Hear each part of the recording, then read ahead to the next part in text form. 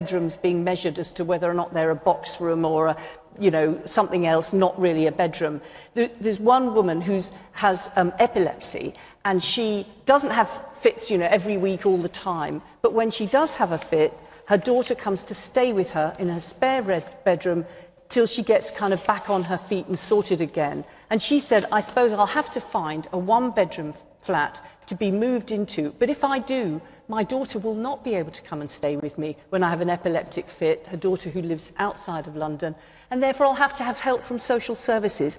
I mean, why don't we have support for families and communities that are working together rather than saying, and also on the mansion tax, right. But just let me, just one point on the mansion tax. I must say this point because it's really such double standards. We're not talking about the mansion tax. If you're under-occupying a mansion, you have to be protected from the mansion tax. If you're in a council home and you're under-occupying, you have to be chucked out or have your rent. You, sir.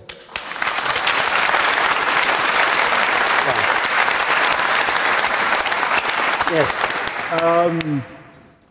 I'd like to ask Harriet Harman as whether she would call on Labour councillors not to evict people from their homes, and especially if they're on job seekers allowance, because you actually get this situation where they're sent letters saying that you are allocated the minimum amount to live on, yet expected to pay the bedroom tax and council tax. I know in this area, Rochdale Council actually charges people 25% on Band-Aid properties of their council tax. And this is a Labour-controlled council. It's a Labour-controlled council, yes. Harriet Harman, just on that point. Well, I think that the Labour councillors have been absolutely horrified by the imposition of the bedroom tax and it pushing people into arrears. But obviously they have to run the legal rules as they are, which is why we think central government that's imposed this should actually reverse it. All right. And Labour councillors are all totally opposed to this. So you don't blame them. The woman on the left here. Well, I worked in a homeless section, and what I found were there were 40 or 50 people waiting for 4 houses, and then they'd become, as they were waiting and realising there were not, it felt like there was no end to their situation. So then the mental health services were needed, and social services had to come in to try and deal with the situation. We're just going further and further down due to no housing being available. Ken Clarke.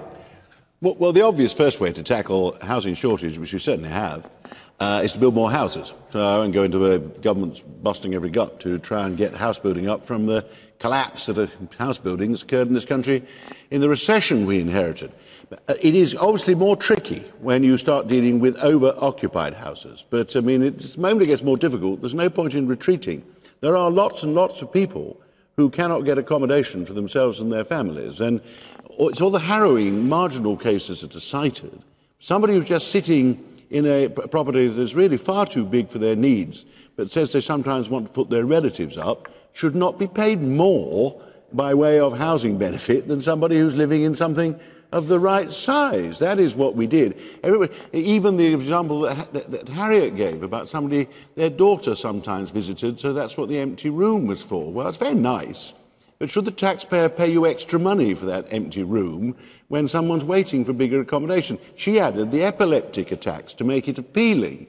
But actually, no, I'm sure genuinely, I'm sure truthfully. Ken, you're a hard man.